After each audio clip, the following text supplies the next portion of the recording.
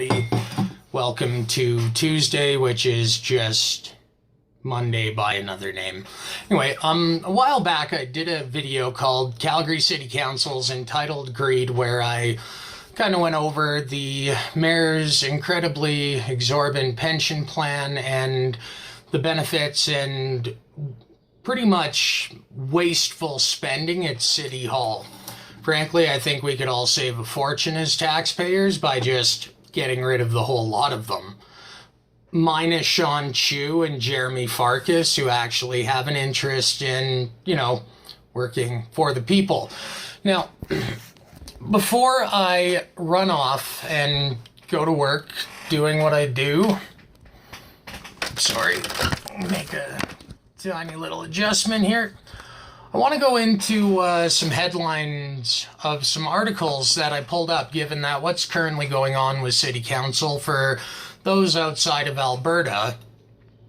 Pretty much for the last 11, 12 years, however long it's been, we've been at the mercy of Naheed Nenshi, a big purple, double chin, quadruple jowled piece of fluff who literally does nothing but talk. Everything needs to be discussed, but nothing ever really ends up getting done. And one of these headlines, one of these articles I'm going to get to really goes into that. I mean, pretty much our city council here in Calgary is just totally out of touch with the electorate. And there's a bit of a crisis going on here in Calgary in that the spending of our city hall, and I mean, for a breakdown of how Calgary compares to other major cities in Canada, Toronto and Vancouver included, Vancouver having 4 times the population Calgary has,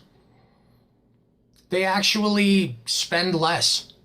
Well, I mean, I'm not sure about the greater Vancouver area at large, but given the population density of those metropolitan areas, Calgary's not so much a metropolitan area so much as it's just very sprawled out over, well, the plains. There's no natural geographical boundaries to restrict the growth of the city. Whereas in Vancouver, you have mountainous terrain and protected forests all around it. The greater Vancouver area is now building upwards, not outwards. So, like I said, go check out the other video I did called Calgary City Council's Entitled Greed, and it paints a frame of how much we're overpaying these yokels to really do nothing.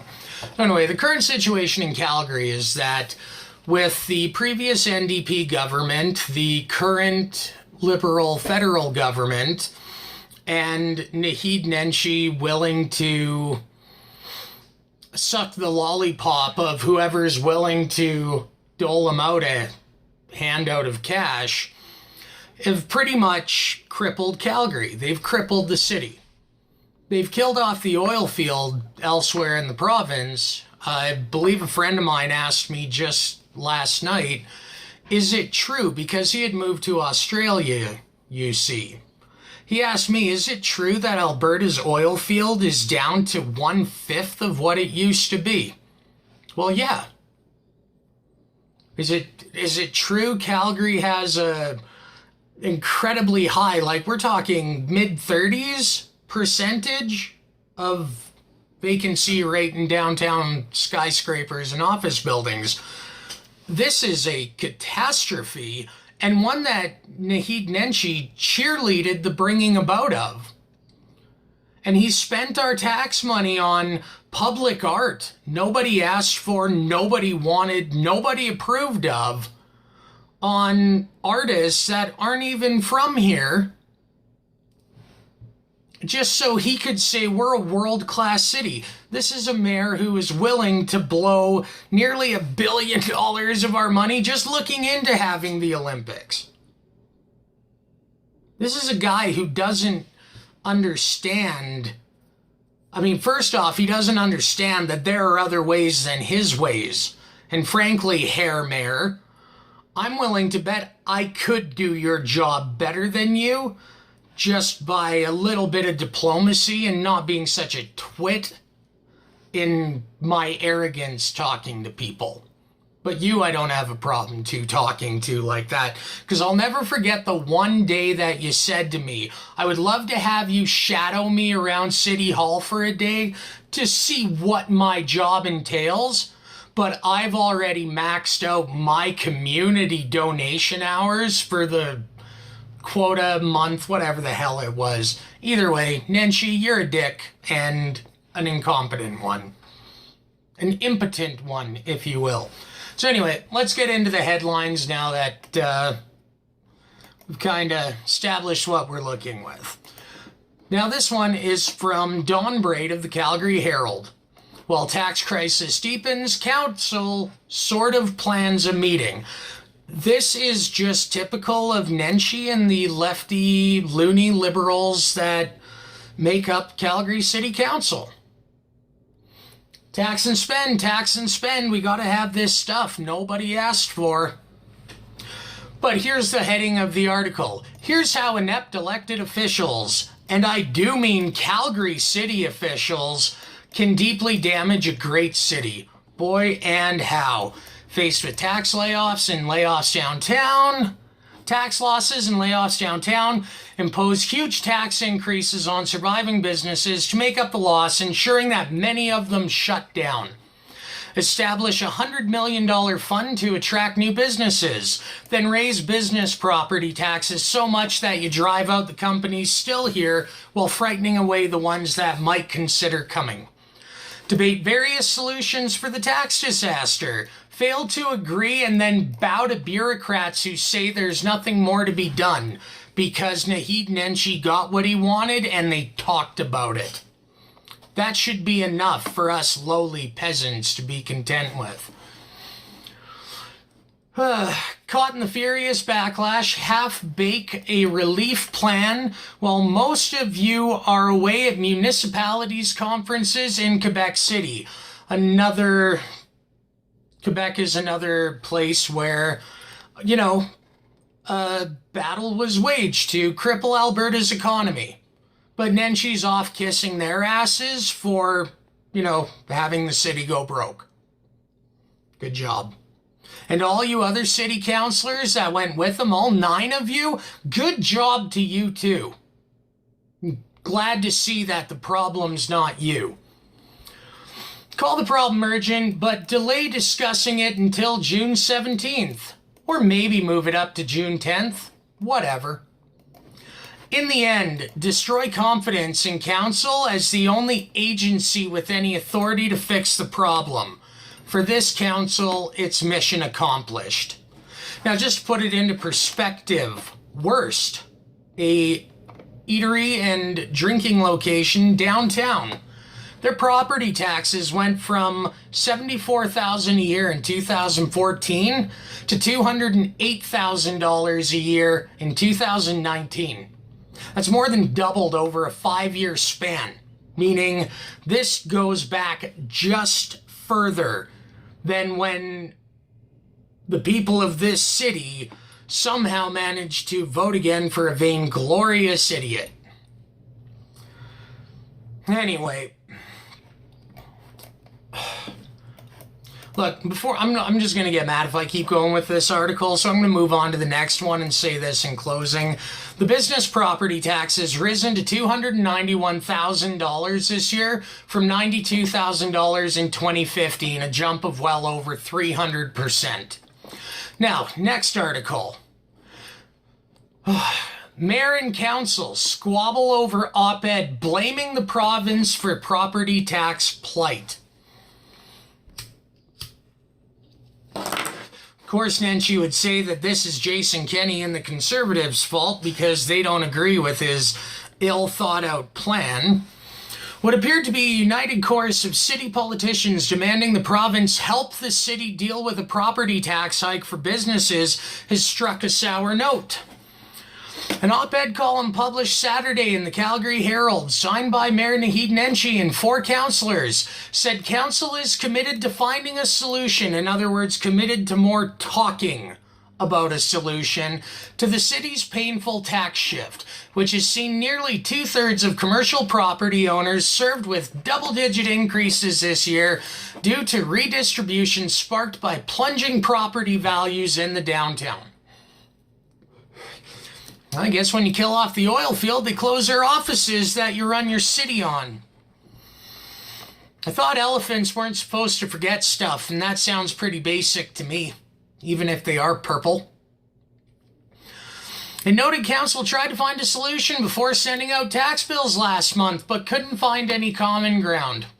Nenshi and the signatories suggest the province, which last week snubbed an appeal for $60 million in our taxpayer money anyway, in matching funds to go directly to a non-residential tax relief, needs to do its part in reducing the tax burden by looking to reform Alberta's long outstanding property tax regime, which sees about 40% of Calgarians' total levy going into provincial coffers. However, Joe Maglioka, who along with fellow councillors George Chahal, Shane Keating, and Giancarlo Cara, was listed along with Nenshi as authors, suggested Saturday he didn't agree with the thrust of the opinion piece, particularly the suggestion that the province was to blame. It came as a surprise to me when I read the article. We need to tackle the tax shift together by Naheed Nenshi. But it also included my name. I want to be clear that I never agreed to be part of Mayor Nenshi's article, and I certainly disagree with its content. He wrote in a Facebook post hours after the piece was published.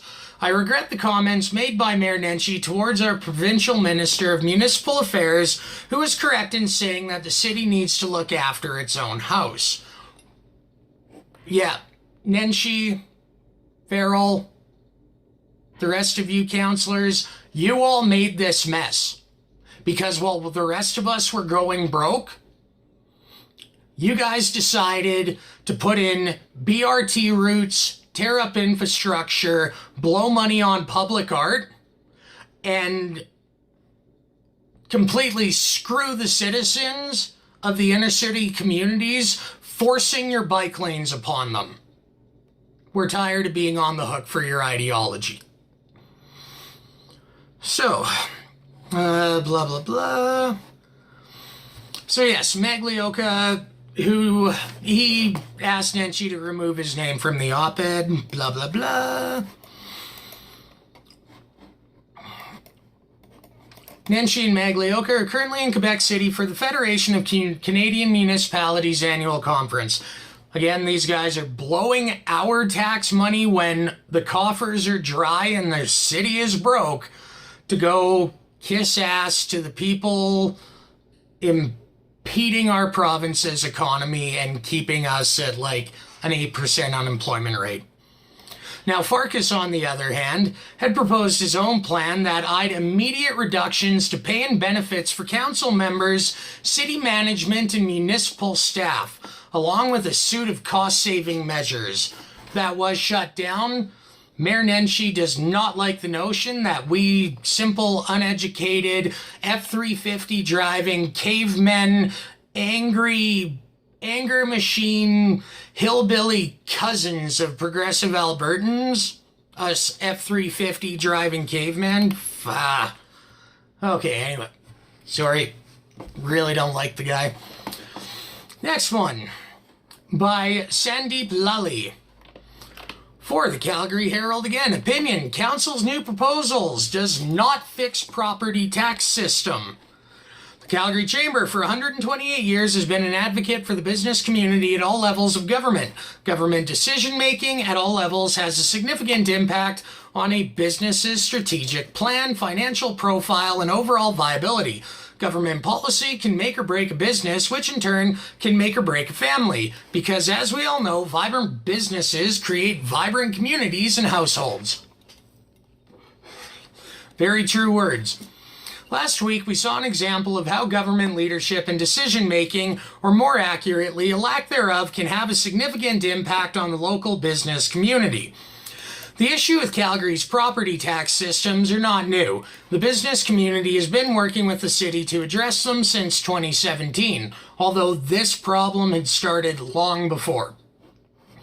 Throughout this period, the Chamber has advocated for the city to take a long-term approach to address the structural imbalance between residential and non-residential property owners, while in the short term mitigating the impact to the property owners themselves. The new notice of motion that Council has indicated it will bring forward in June may provide relief. However, it is disappointing that councillors only acted once tax bills were received and following significant pressure from news media and business community advocates. To their credit, earlier in the process, there were some councillors who brought forward solutions that would have improved the tax system. However, the left-wing Nenshi Echo Chamber Council collectively failed to recognize the merit of these options. Of course they did, because it would mean that they would stop getting paid so much for doing nothing. Unfortunately, even with the emergency measures that councillors are considering, they still have not fixed the structural problem with the tax system. Instead, they're trying to pass the problem on to others and not take ownership of what is essentially a City of Calgary problem. When the council runs the city and the problem's with the city, the problem is the council. Let's go through this. While the new measures announced will provide relief for some businesses, we still don't have a long-term plan to fix it. Council's repeated failure to address this has gotten us to where we are today, with many businesses facing, again, double-digit tax increases for a third consecutive year. There are no unintended consequences here. Throughout the process, Council knew what the result of inaction would be. Council cannot pass this notice of motion and think that they're solving the systematic problem that can be put aside for another day. The property tax system needs to be addressed immediately so that they don't find themselves working against the clock next year. This is a City of Calgary issue that needs to be resolved by its City Council. Looking forward, there are no easy choices, but city councillors know what the solution to the problem is. Fixing the imbalance in the property tax rates will require council to put good policy over politics and make some difficult decisions. Decisions that they have been entrusted to make. And this is where we're screwed, people.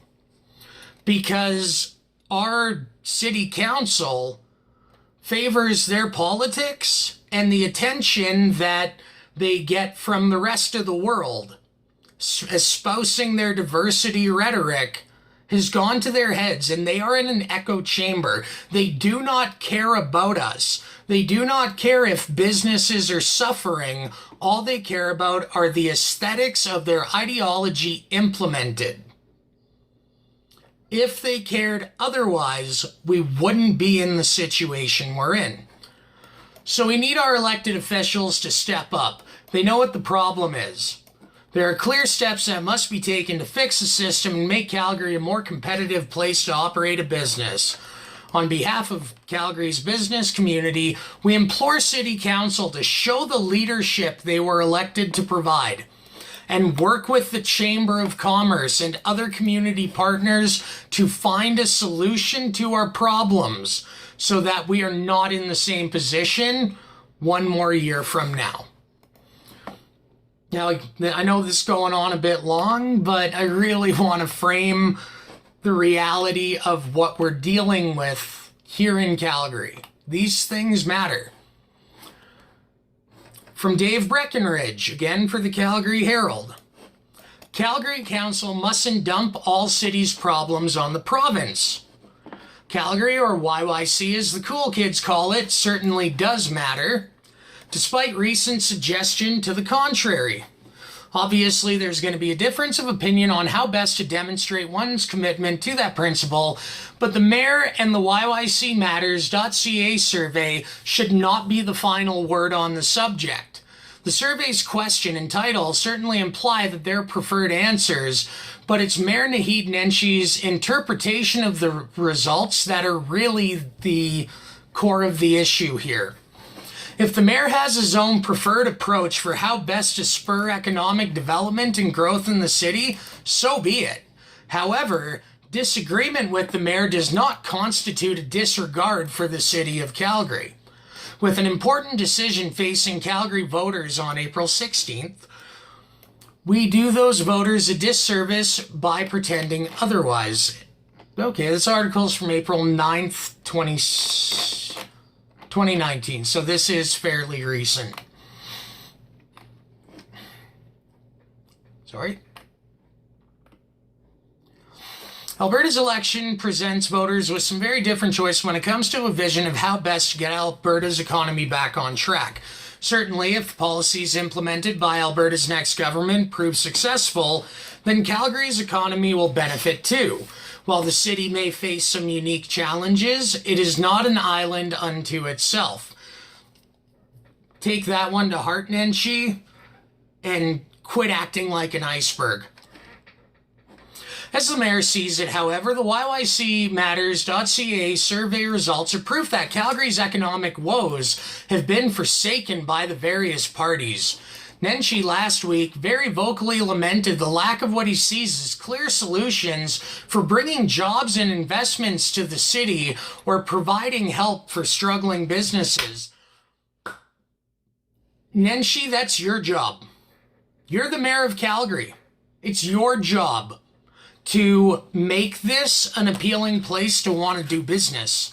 That's on you, not on the province.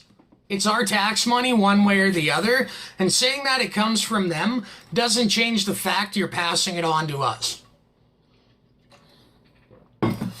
For example, the survey asks the parties if they support contributing provincial matching funds to Opportunity Calgary Investment Fund.